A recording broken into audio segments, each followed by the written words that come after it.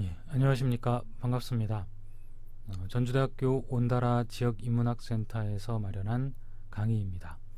저는 전북문학계의 흔적 찾기라는 제목으로 함께할 극작가는 최기우입니다. 강의를 시작하기에 앞서서 제가 앉아서 하는 강의에 익숙하지 못해서 좀 많이 버벅거릴 것 같긴 합니다. 그래도 좀 이해를 해주셨으면 하고, 아마 시간이 차츰차츰 흘러가면서 제 페이스를 좀 찾지 않을까라는 생각이 드니까 이 시간을 좀 함께 해주시기 바랍니다.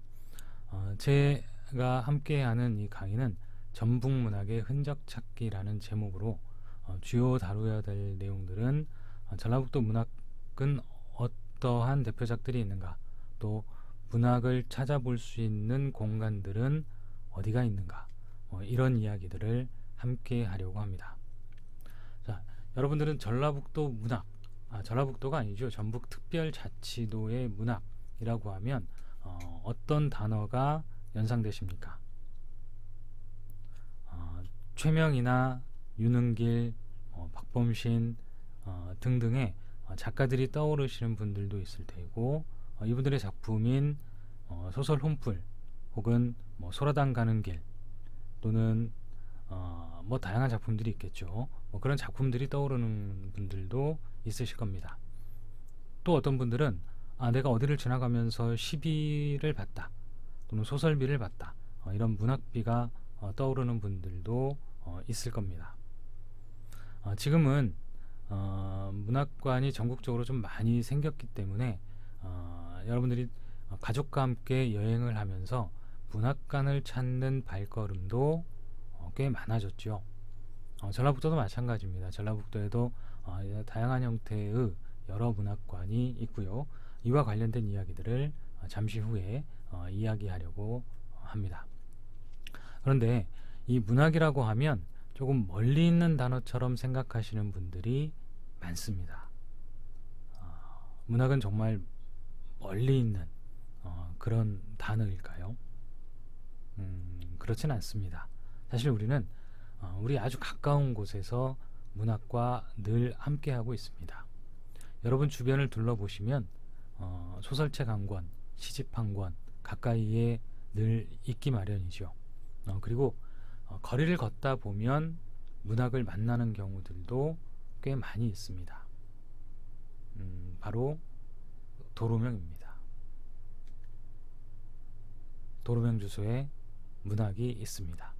이게 무슨 말일까라고 생각하시는 분들이 있으실 거예요. 그런데 곰곰이 생각해 보면 그래 하고 떠오르는 것들이 있을 겁니다. 우선 대표적으로 전국적으로 유명한 문학관들을 몇 군데 살펴보도록 하겠습니다. 자, 신동현 문학관은 충남 부여에 있습니다. 그리고 충남 부여군 어느 길에 있습니다. 박재산 문학관은 경남 사천에 있습니다. 그리고 김승묵 문학관은 전남 순천에 있습니다. 조명희 문학관은 충북 진천에 있고요.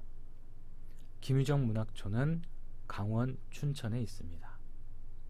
구상문학관은 경북 칠곡, 이호성 문학관은 강원도 평창, 또 평사리 문학관은 경남 하동에 있습니다. 그런데 그 가운데가 좀 비어있죠?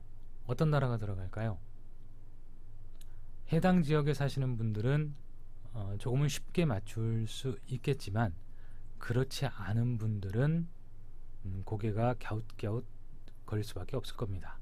그런데 지금 저와 함께 이 사이에 어떤 단어가 들어가는지를 알게 되면 아마 쉽게 잊어버리지는 않을 겁니다. 신동엽 문학관은 충남 부여군 신동엽 길에 있습니다. 박재삼 문학관은 박재삼 길에 있고요. 김유정 문학초는 김유정로에 있습니다. 구상문학관은 구상길에 있고, 이호성 문학관은 강원도 평창군 효석 문학길에 있습니다. 평사리 문학관은 평사리길에 있습니다. 제가 그 사이에 두 개를 빼먹었죠. 바로 충북 진천에 있는 조명희 문학관 포석길에 있습니다. 포석은 조명희 선생의 호입니다. 김수국 문학관은 전남 순천에 있는데요. 무진길입니다. 김승옥 소설가의 대표작이 서울 달빛 영장도 있고 굉장히 많습니다만 그래도 첫선에 꼽히는 건 무진기행이죠. 그래서 어떤 드라마를 보면 무진시라고 해서 미지의 도시 이름을 무진시로 짓는 경우도 많은데요. 그래서 김수국 문학관은 전남 순천에 있는 무진길에 있습니다. 물론 전남 순천에는 김수국 문학관이라고 하는 그 단어보다는 순천문학관이라고 이야기를 합니다. 순천문학관에 김승옥 또 정채봉 등등 순천을 대표하는 문학인들을 모신 문학관들이 모여 있습니다. 그래서 그 길의 이름은 무진길입니다. 재미있으시죠?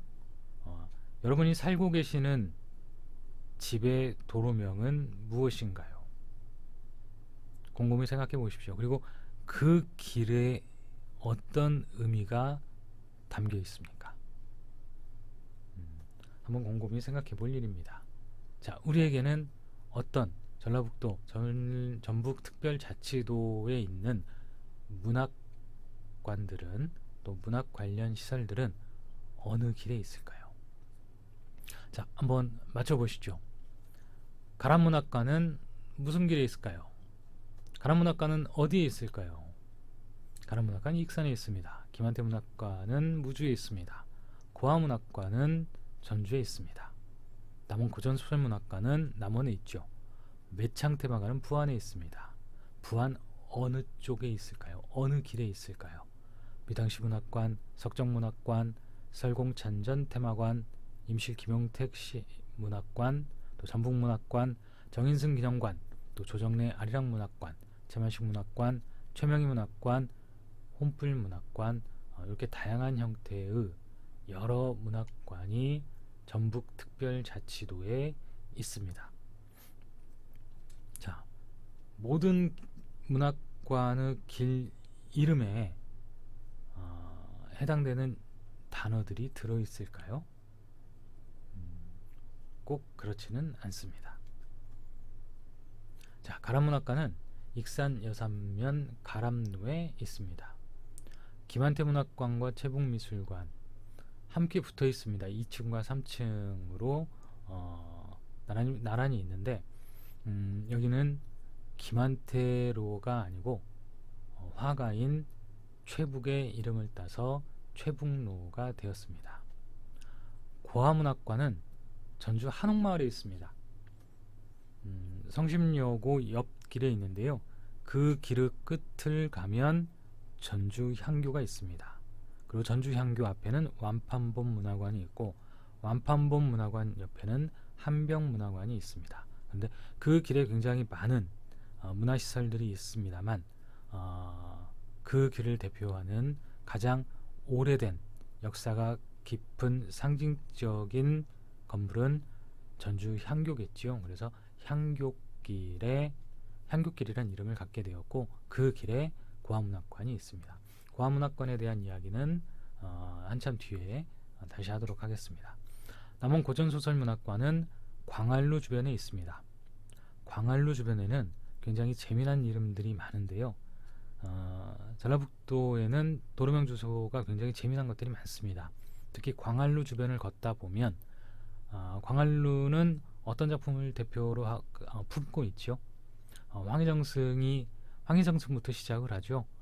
그래서 황희정승이 지었고 그 뒤에 수없이 많은 인물들의 이름들이 거쳐갑니다.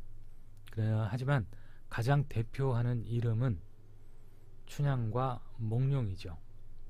네, 그래서 춘향전에 나오는 각각의 인물들의 이름이 길 이름으로 남아 있습니다.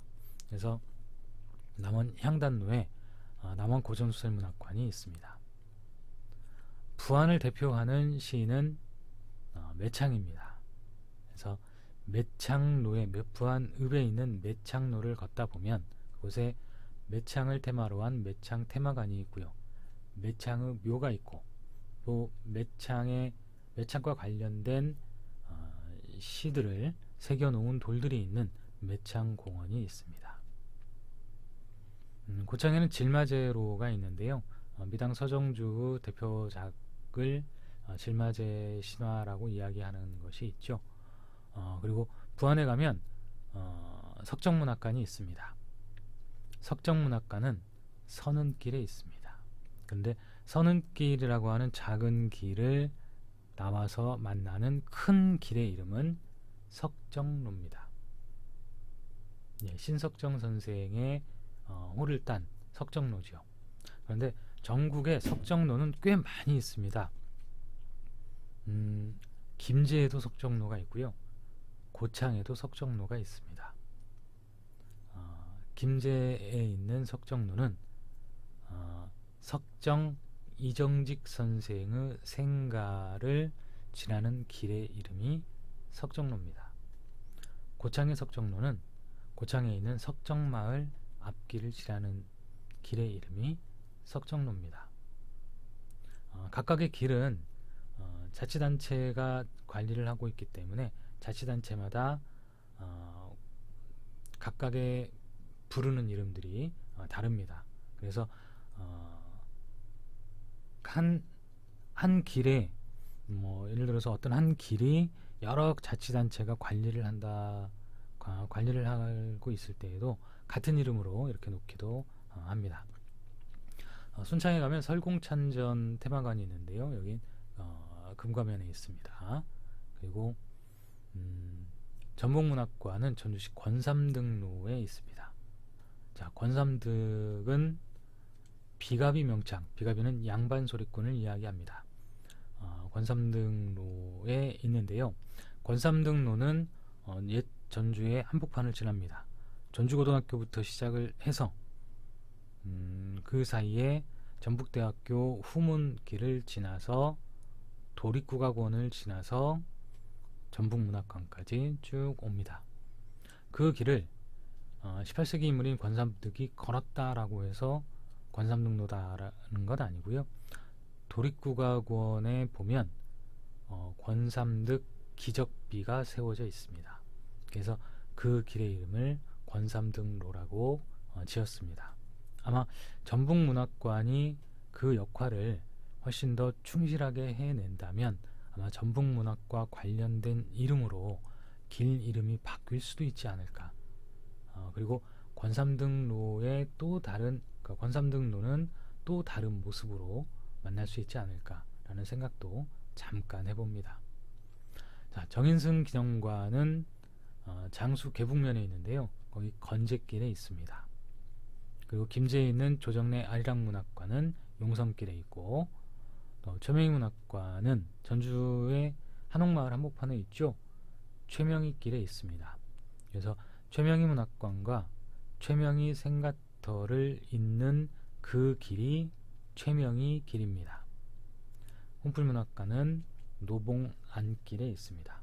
그리고 홍풀로라고 하는 큰 도로도 있는데요. 서도역이라고 하는 홍풀 속 배경지와 홍풀문학관 사이에 있는 임실과 연결된 큰 도로를 홍풀로라고 이야기합니다. 그래서 각각 문학관들을 보실 때 혹은 다른 문화시설이나 어떤 시설들을 보실 때에도 여기에 도로명 주소는 무엇일까 한번 생각을 해보시고 자세히 보시고 왜 이런 이름이 붙게 되었을까 이런 생각을 하시면 재미있을 것 같습니다. 자, 그런 이름도 있지만 전라북도에는 더욱더 재미난 이름들이 있습니다. 방금 이 화면을 보시고 독특한 단어 때문에 미소를 지으신 분도 계실 거라고 생각합니다. 자, 맨 위에 상단에 있는 걸 보면 춘향로라고 써 있죠.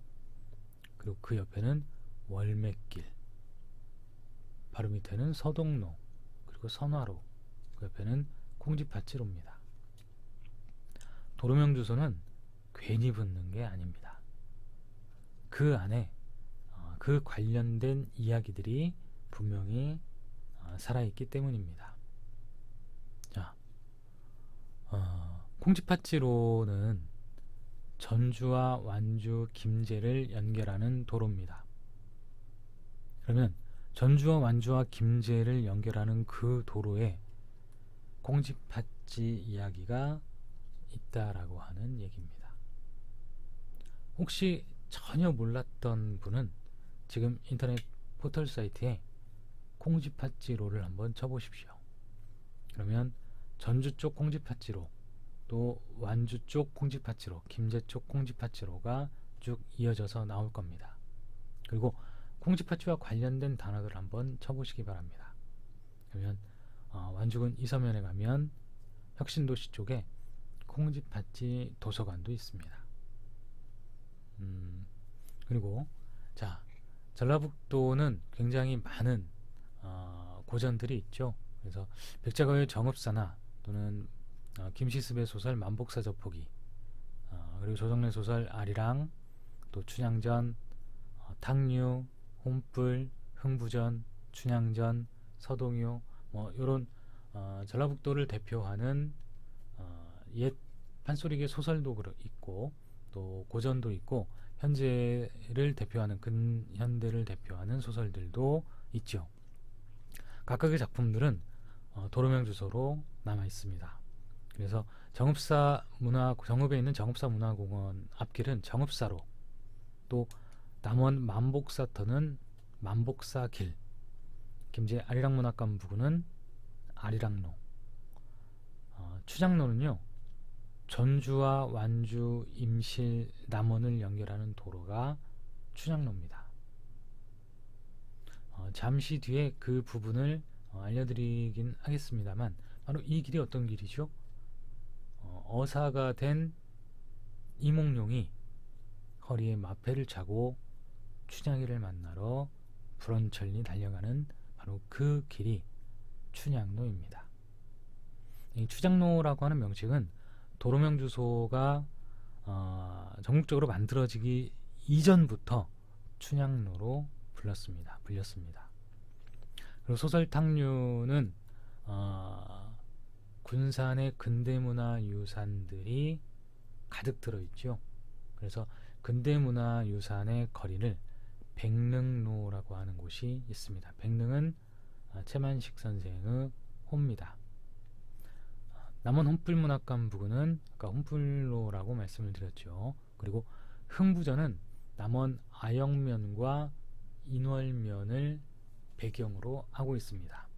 여기에는 똑같이 흥부로와 흥부길이 있습니다.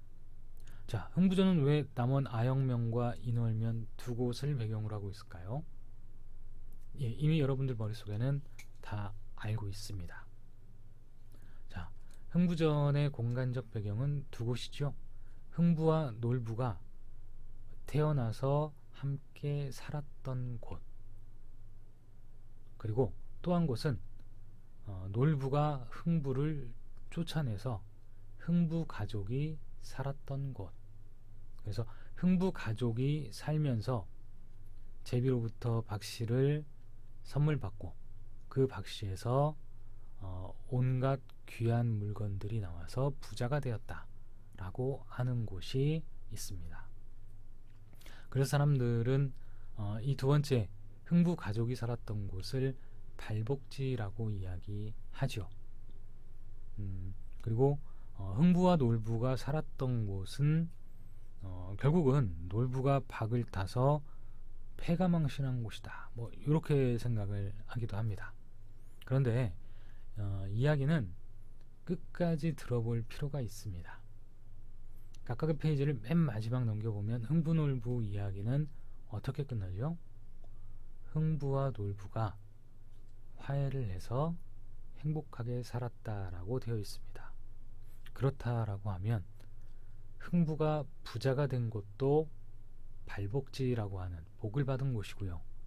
흥부와 놀부가 함께 살다가 결국은 형이 동생을 쫓아냈지만 다시 이런저런 사연을 겪은 뒤에 형제가 함께 행복하게 살았더라 라고 하는 형제애를 느끼게 된 곳도 발복지라고 이야기할 수 있습니다. 그래서 아영면과 인월면 모두 소중한 복을 받는 곳이다 라고 이야기할 수 있겠죠. 이 두 곳 모두 흥부로와 흥부길이 있습니다. 자, 그리고 추장전은 아까 좀 전에 말씀드렸었죠. 남원 광안루 근처는 추장전에 나오는 월매, 방자, 향단이의 이름을 딴 월매길, 방자로, 향단로가 있습니다. 그런데 눈 씻고 찾아봐도 몽룡길은 없습니다. 또 없는 길이 있죠. 변사도 길도 없습니다. 흥부전의 배경지인 아영면과 인월면에도 없는 게 있습니다. 흥부의 이름을 딴 길은 있지만 놀부의 이름을 딴 길은 없습니다. 그래서 이거 하나만 가지고도 무언가를 알려주죠. 착하게 살아야 도로명 주소로 남을 수 있다. 그래서 인생은 어떻게 살아야 될 것인가, 이 도로명 주소 하나만 가지고도 큰 의미가 담겨 있지 않나라는 생각을 잠시 해봅니다. 자, 그리고 익산을 대표하는 노래는 서동요입니다. 사실 익산은 서동요가 불린 곳이 아니라 서동요를 서동요의 작사, 작곡, 노래를 부른 서동이 살았던 곳이죠. 그래서 서동은 거서 무왕이 되는 거고요. 서동은 신라에 가서 경주에 가서 노래를 불렀죠. 서동이라고 하는 노래를 부르고 결국 선화공주와 함께 백제 땅에 이릅니다. 그래서 익산을 중심으로 새로운 분화를 일으키죠. 그래서 익산에 가면 서동로가 있고요, 선화로가 있고, 무왕로가 있고, 서동요길이 있습니다. 일부러라도 그 익산에 가시면 이 길을 한번 찾아보시고, 물론 익산에 들어가면 너무나 당연하게 이게 큰 길이기 때문에 선화로나 무왕로나 서동로를 거쳐갈 수밖에 없습니다만 도로 이정표를 일부러라도 한번 살펴보시고 서동요가 어떤 가사로 되어 있지 곧바로 한번 찾아서 함께 가족들과 함께 시간을 보내고 있는 분들과 서동요의 일부분을 읽어보시는 건 어떨까라는 생각을 해봅니다. 그리고 흥부로를 지나실 때도 흥부전이 어떤 내용이고 어떤 의미가 있고, 내가 만약 흥부라면, 내가 만약 놀부라면, 내가 만약 제비라면 어떤 행동을 했을까, 뭐 이런 재미난 이야기도 한번 해보시고, 그래서 도로 이정표를 보면서 저 문학 작가의 이름을 딴 길이구나, 혹은 문학 작품의 이름을 딴 길이구나, 뭐 이런 것들을 좀 생각해 보시면 재미있는 나들이가 되지 않을까라는 생각이 듭니다. 자, 익산의 무왕로 자체가 이렇게 깁니다. 더 궁금하신 분은 서동길도 한번 찾아보시고요. 자, 도로명 주소 이야기가 나온 김에 또 다른 도로명 주소 이야기들을 몇 가지 좀 해보겠습니다. 도로명 주소가 지금까지는 뭐 문학과 작가들 이름이나 또는 문학작품 이름이었기 때문에 직접 관련이 있었죠. 하지만 왕의 이름으로 빛나는 길, 또는 사람 이름이 들어간 도로명 주소, 동학농민혁명군의 발자국이 어린 길, 또는 특산물, 뭐 요런 이름들이 들어간 도로명 주소도 문학과 직접 관련이 있지요. 왜 그러냐면 이러한 소재들이 전부 문학작품의 친밀한 소재가 되었기 때문입니다. 자, 왕의 이름으로 빛나는 길이라고 했습니다. 전라북도 전북특별자치도에 왕의 이름이 들어간 도로명 주소는 어디가 있을까요? 이미 방금 전에 이야기를 했습니다. 무왕로. 왕과 관련된 이야기가 있는 우리 지자체는 어디가 있을까요? 가장 먼저 떠오르는 곳은 아마 전주일 겁니다. 전주 경기전과 오목대. 이성계가 장군이던 시절 오목대를 지나면서 남원의 아지발도 외장인 아지발도를 물리치고 승전을 하고 개경으로 올라가던 길에 옛 우리 조상들이 살던 곳이다 라고 해서 오목대 근처에서 머물렀고, 오목대에서 잔치를 벌이면서 대풍가라고 하는 노래를 불렀다라고 해서 그 관련된 이야기가 있죠. 그리고 경기전은 태조 이성계의 어진을 모신 궁전입니다. 그리고 또 어디가 있을까요? 임실에도 태조 이성계의 이야기가 있습니다. 태조 이성계 이야기는 또 많이 있습니다. 심지어는 순창 고추장도 이성계와 직접 관련이 있다라고 되어 있죠. 그러니까 곳곳에 있습니다만 상징적으로 도로명 이름까지 도로명으로 남아있는 곳은 세 곳 정도를 들 수 있습니다. 익산, 임실, 전주 이렇게 되죠. 전주에는 또 한 명의 왕이 있죠. 후백제를 세운 견훤입니다. 그래서 옛 견훤의 왕궁터 근처는 무랑머리라고 얘기를 하죠. 거기에 견훤로 또는 견훤왕궁길 이런 길이 있습니다. 태조로나 견훤로나 이 길을 걸으실 때는 왕처럼 한번 걸어보는 것 이런 재미도 있겠죠. 또 사람 이름이 들어간 도로명 주소도 꽤 많이 있습니다. 이런 도로명 주소들은 전북에 특히 많습니다. 그래서 일부러라도 좀 찾아보는 재미가 있을 텐데요. 자, 여러분들 떠오르는 게 어떤 게 있습니까? 제가 금방 한번 찾아본 걸로는 이런 것들이 생각이 나더라고요. 군산에 가면 최후장군길이 있고요. 또 김제에는 석정로, 해향로가 있습니다. 사람 이름 호 그래서 석정 이정직 선생의 호를 땄고 해학은 해학 이기 선생의 호를 딴 길입니다. 부안은 간제로와 또 반계로 또 석정로 이렇게 있습니다. 간제로는 간제 전후 선생을 이야기합니다. 일제강점기가 시작되는 그 무렵에 간제 선생은 개화도 쪽 들어가서 그곳에서 강학을 일으키면서 후학을 양성했던 그런 분입니다. 반계로는 반계 유형원 선생의 호를 딴 겁니다. 반계수록이라고 하는 그 단어를 기억하시는 분들, 책 이름을 기억하시는 분들 많이 있으실 겁니다. 굉장히 긴 책입니다만 딱 한 줄로 요약하자면 누구에게나 땅은 공평하게 분배되어야 한다. 이런 내용이라고 이야기할 수 있습니다. 그러니까 그 시대에는 굉장히 위험한 발언, 하지만 지금은 굉장히 영웅적인 발언이라고 이야기할 수 있죠.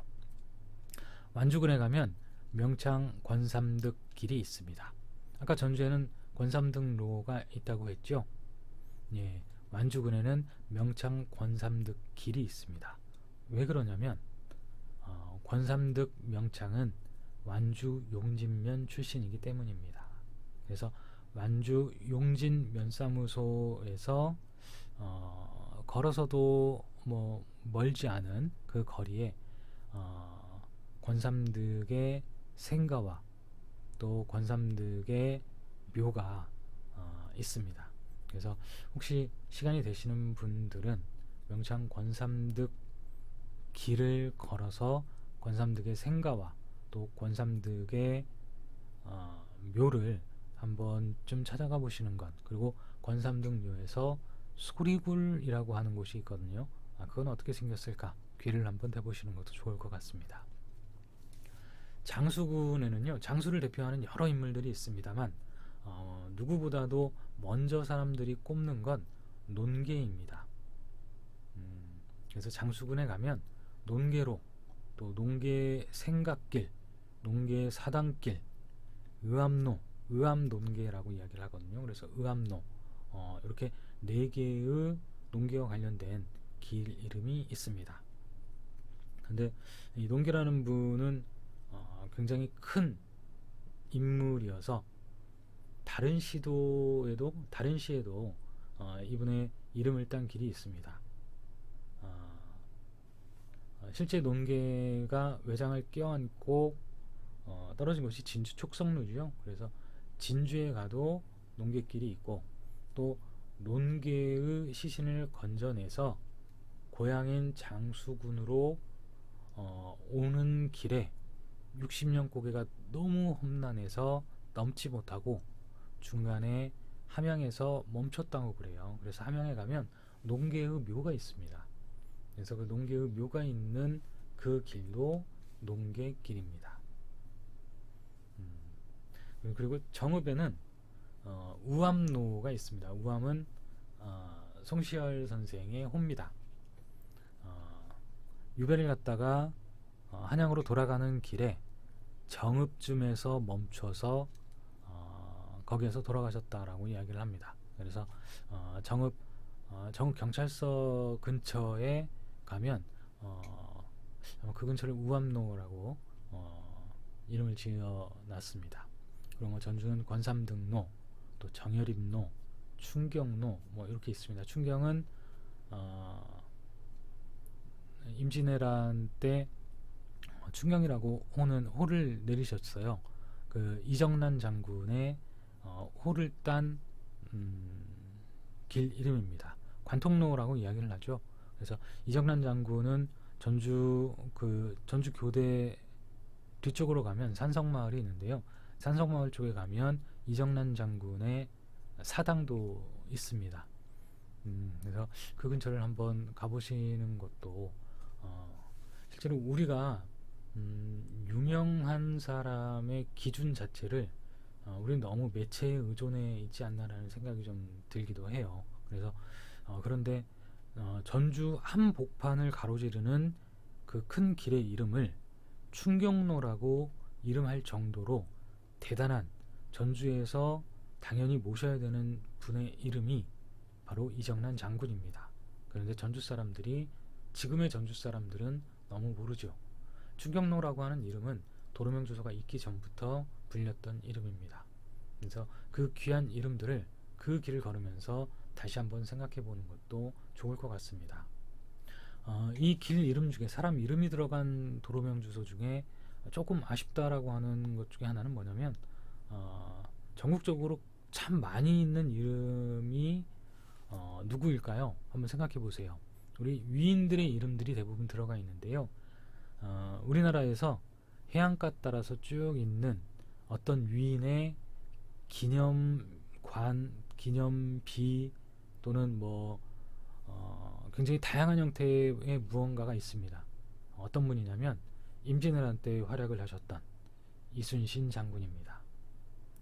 부산, 경남, 또 전남, 충남에 이순신 이름이 들어간 길 이름이 있습니다. 그런데 전라북도에는, 전북특별자치도에는 없어요. 있을 법도 하거든요. 왜 그러냐면 이순신 장군은 임진왜란이 있기 2년 전에, 그러니까 정여립의 기축옥사가 있었던 그 즈음에 정읍에서 현감으로 있었습니다. 따라서 충분히 가능한 이름이 아닌가라는 생각이 좀 들기도 해요. 그래서 약간 아쉽다는 생각도 듭니다만, 여튼 전북특별자치도에는 사람 이름이 도로명으로 쓰인 경우들이 굉장히 많이 있습니다. 그 하나만으로도 굉장히 자랑스러운 일이 아닌가라는 생각이 들고요. 이순신의 이름이 부산, 경남, 전남, 충남 쭉 이렇게 있는 것처럼 전라북도 14개 시군의 여러 곳에 있는 어떤 한 사건의 이름이 있습니다. 바로 동학농민혁명입니다. 동학농민혁명군의 발자국이 서린 길이라고 제가 이름을 지었습니다만, 자, 전라북도는 동학농민혁명과 관련되지 않은 곳이 한 곳도 없습니다. 처음에는 오래전 한 30-40년 전만 하더라도 고창, 정읍, 부안, 김제, 전주, 완주 삼내 등등 특정한 사건들이 있었던 곳들만 동학과 직접 관련이 있을 것이다 라고 늘 많이 생각했습니다. 그런데 시대가 발전하고 좀 더 많은 자료들이 찾아지고 또 증언들이 이어지면서 전북특별자치도 14개 시군뿐 아니라 전국적으로 동학농민혁명이 얼마나 거대한 운동이었는지, 혁명이었는지가 많이 밝혀지고 있습니다. 자, 고창에 가면 동학농민군로가 있습니다. 그리고 손아중로가 있고요. 전봉준로가 있습니다. 녹두로도 있습니다. 부안에 가면 동학로가 있고요. 또 완주군에는 동학로가 또 있습니다. 정읍시에도 동학로가 있습니다. 황토현로도 있고요. 말목장터로도 있습니다.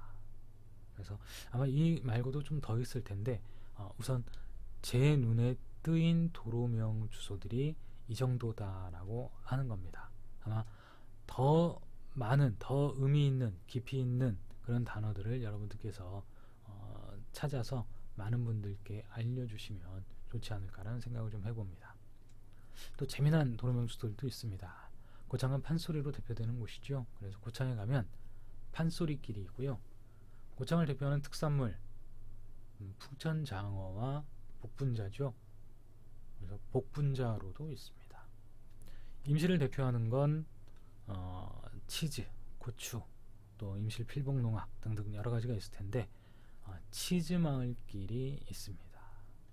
그래서 이렇게 도로명 주소만 살펴도 그 도로명 주소가 있는 그 단어 속에, 그 길에는, 그 마을에는, 그 지역에는 어떤 사람이 살고 있었고, 어떤 유인이 어떠한 활동을 벌이고 있었고, 어떤 유인이 태어난 곳이고, 뭐 어떤 유인이 살면서 어떤 행위를 했었고, 또 어떤 사건이 벌어진 곳인지 뭐 이런 것들을 소상히 알 수 있습니다. 그래서 굉장히 귀한 도로명 주소라고 이야기할 수 있습니다. 그래서 여러분들도 그냥 길을 지나실 때 쉬 지나지 마시고 한 번쯤 깊이 있게 살펴보시면 더 즐거운, 아까 나들이가 될 거라고 얘기하셨죠. 깊이 있는 여행이 될 거라고 생각을 합니다. 자, 이제 도로명 주소는 넘기고요. 다른 이야기를 좀 하겠습니다. 여러분들은 책을 읽을 때, 시집이나 소설책을 읽을 때 어디에 중점을 두고 읽으시는지 모르겠습니다. 저는 펜을 들고 시집이나 소설책을 읽습니다. 그리고 동그라미를 칩니다. 혹은 그곳에 책갈피를 붙입니다. 띠지들을 붙여요. 어느 곳에 붙이냐면 전북특별자치도와 관련된 단어들이 있는 곳에 붙입니다. 지자체명이 나온 곳, 혹은 지자체의 특산물이 나온 곳, 또 우리 지역의 인물이 나온 곳, 뭐 이런 곳들을 체크해서 붙여서 그 책을 다시 한번 살펴보게 되는 겁니다. 여러분들 시집도 마찬가지고, 뭐 소설책도 마찬가지고, 어떤 책을 보더라도 마찬가지입니다. 그건 문학작품을 볼 때도 그렇지만 사실 영화를 볼 때도 그런 재미로 보시면 좋습니다. 2000년 이후로 전주를 비롯한 전북에서 촬영되는 영화들이 굉장히 많아졌습니다. 특히 2003년, 4년, 5년 이 즈음에는 뭐 벌써 한 20여 년 됐네요. 이때에는 전주에서 촬영되는 영화가 많아가지고 우리나라에서 제작되는 영화의 70% 이상이 전북에서 한 컷 이상을 찍었다라고 이야기를 합니다. 뭐 여러 이유가 있겠습니다만 첫 번째는 인심이 워낙 좋아서, 그 두 번째는 음식이 맛있어서, 그리고 세 번째는 지원 체계가 굉장히 잘 되어 있어서, 뭐 여러 가지 이유들을 들 수 있습니다. 그래서 영화가 끝나고 나서 엔딩 크레딧이 쭉 올라갈 때 보면 장소 협찬 뭐 이런 것들이 올라가잖아요. 거기 보면 뭐 전주, 익산, 장수 등등의 많은 전북의 장소들이 쭉 올라가는 걸 볼 수 있었고, 그러다 보면 영화를 다시 한번 살펴보게 됩니다. 이건 그래서 어디에서 찍었구나, 이건 전주천에서 찍었구나, 혹은 한국소리문화유산당에서 찍었구나, 혹은 옛 구도청사에서 찍었구나, 뭐 이런 것들을 알 수 있었죠. 문학작품도 마찬가지입니다. 여러분들이 줄거리 위주로 혹은 온 감성을 다해서 시를 읽으신 뒤에 다시 한번 시집을 펼쳐 보실 때에는 어떤 지자체 명이라든지 혹은 그런 것들을 짐작할 수 있는 단어들을 일부러라도 좀 체크해서 읽어보시면 또 다른 즐거운 독서가 되지 않을까 라는 생각이 좀 듭니다. 그래서 제가 지금부터는 여러 문학작품 속에서 전라북도가 어떻게 들어가 있는지를 한번 살펴보도록 하겠습니다. 처음 살펴볼 작품은 연료춘향 수절가입니다. 어사 이몽룡이 남원으로 내려갈 때, 자 여기에서 전북 분들이시면 특히 전주 분들이시면 알만한 단어들이 여러 개 나옵니다. 자 어떤 단어일까 제가 한번 읽어보겠습니다. 삼내 숙소하고 한내 주엽쟁이 가리네 신금정 구경하고 습정이 공북루 서문을 얼른지나 남문에 올라 사방을 둘러보니 소 강남이 여기로다. 기린 토월이며 한벽청원 남고 창종 건지 망월 다가 사우 덕진 재련 비비나간 위봉 폭포 완산 발경을 다 구경하고 차차로 암행하여 내려올제. 자 아는 단어들이 여러 개 보이시죠? 자 삼내에서 하룻밤을 주무시고 쭉 전주천을 따라서 올라오고 있었답니다. 그래서 전주 팔경의 단어들도 쭉 나오고요. 그래서 기린터월부터 한벽청원, 남고창종, 다가사우, 덕진체련, 위봉폭포까지. 자, 뭐 위봉폭포는 지금은 전주가 아니죠. 완주군 소양면입니다. 전주에서 소양을 넘어가서 위봉폭포는 오성 한옥마을을 지나서 쭉 산꼭대기로 올라가면 나오는 폭포입니다. 그리고 쭉 내려가면 동상면이 나오죠. 소양면이지만 그때는 전주였던. 그래서 완주군 용진면도 또 봉동도 한때는 전주에 있었고 고산현이 큰 곳으로 따로 현 단위로 따로 있었던. 그래서 지금과 행정체계가 일제강점기 전에는 좀 많이 다릅니다. 그래서 이제 그런 것들을 좀 생각하고 고전을 읽으시면 좋습니다. 그래서 그 고전을 다시 또 어떤 걸로 찾아보셔야 되냐면 바로 콩쥐팥쥐입니다. 자, 이미 지금은 많은 분들이 콩쥐팥쥐와 관련된 이야기들을 알고 계시고 콩쥐팥쥐의 배경지가 전주 근방이다라고 하는 것도 알고 계십니다. 그런데 도대체 왜 전주 근방인가는 잘 모르시죠. 자, 그건 지금도 콩쥐팥쥐라고 하는 동화책을 보면 옛날로 시작하는 동화가 많기 때문이에요. 그런데 가장 오래된 출판된 가장 오래된 콩쥐팥쥐는 1919년도에 나온 대창서원판인 대서두서전이라고 합니다. 네, 어떻게 시작하느냐면 조선시대 중엽 전라도 전주 서문박 삼십리로 시작합니다. 전주 서문박 삼십리 하면 서문은 어디에 있죠? 아까 그 전에도 전주 북문, 서문, 남문, 동문 이야기가 나왔었는데요. 자, 그걸 잠깐 짚고 넘어갈까요? 현재 전주에도 사대문이 있었습니다. 한양에만 사대문이 있는 게 아니고요. 큰 도시들은 다 사대문이 있었죠. 전주에는 현재 한 개의 문만 남았습니다. 은근히 헷갈려 하시는 게 풍남문은 남문일까 북문일까 요걸 헷갈려 하시는 분들도 계시더라고요. 지금 현재 남아있는 건 풍남문 하나죠. 풍남문은 남쪽의 문입니다. 동문은 흔적이 어떻게 남아있을까요? 도로명 주소처럼 사람들은 뇌리에 그대로 남아서 지역명으로 남아있습니다. 홍지서림에서 쭉 가다 보면 우리가 그 사거리를 지금은 홍지서림 바로 옆 사거리는 창작소극장이 있기 때문에 창작소극장 사거리라고 하고 그 전분들은 아리랑제가 사거리라고도 이야기를 하죠. 그리고 더 가면 지금은 콩나물국밥집 거리라고도 얘기를 합니다만 연극인의 거리라고 이야기를 하는 사람들도 있고 헌책방 거리라고 하는 사람들도 있습니다. 지금은 헌책방이 거의 사라졌죠. 그런데 90년대 초반만 하더라도 그 길에 홍지서림이 있는 그 길에 30개가 넘는 헌책방이 있었습니다. 그리고 그 길 한복판에 보면 동문사거리라고 불리는 곳이 있습니다. 길의 이름은 수도 없이 바뀌었지만 그 사거리는 예전이나 지금이나 동문사거리로 불립니다.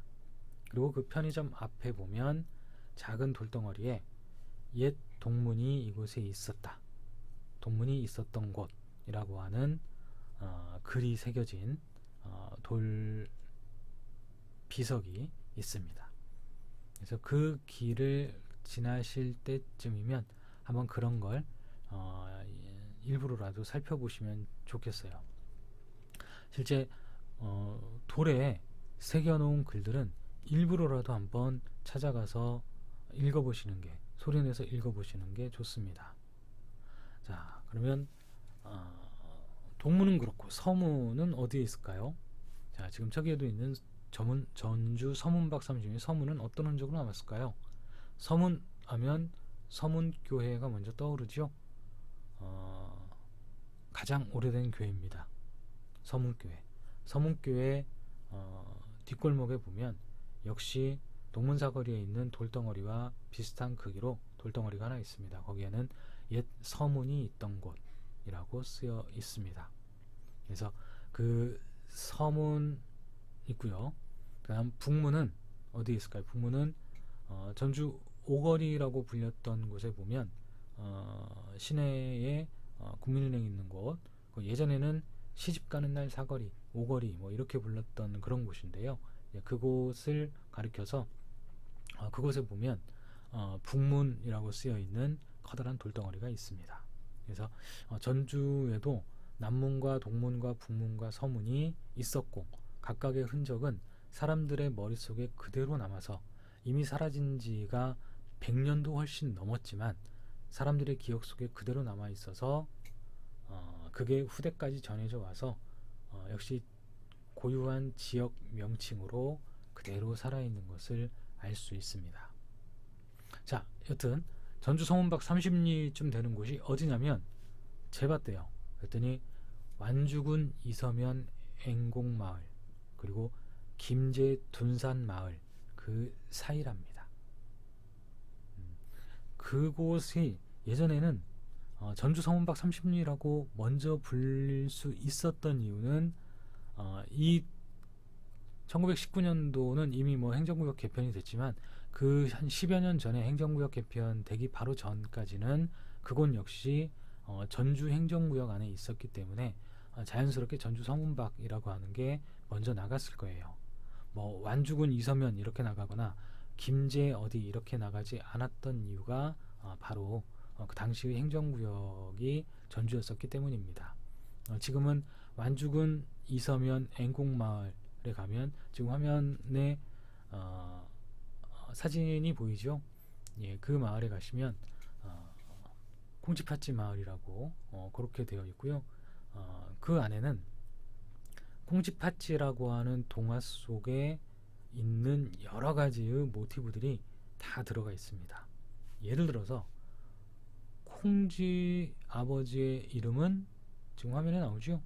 콩쥐 아버지 이름이 최만춘입니다. 그래서 콩쥐의 성은 다같이 최콩쥐입니다. 콩쥐의 생모는 조씨입니다. 콩쥐의 새어머니는 배씨입니다. 팥씨가 아니에요. 팥쥐일 뿐이고, 자, 배씨입니다. 그래서 그 근처에는 최씨들의 집성촌, 조씨들의 집성촌, 또 배씨들의 집성촌이 있다고 이야기를 합니다.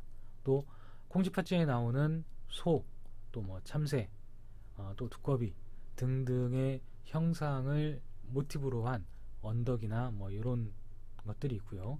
또 우리가 알고 있는 콩쥐팥쥐전과 좀 다른 이야기가 있어요. 콩쥐팥쥐 2부가 있거든요. 원님과 결혼해서 행복하게 살았습니다 라고 하는 그 사이에 다른 이야기가 있습니다.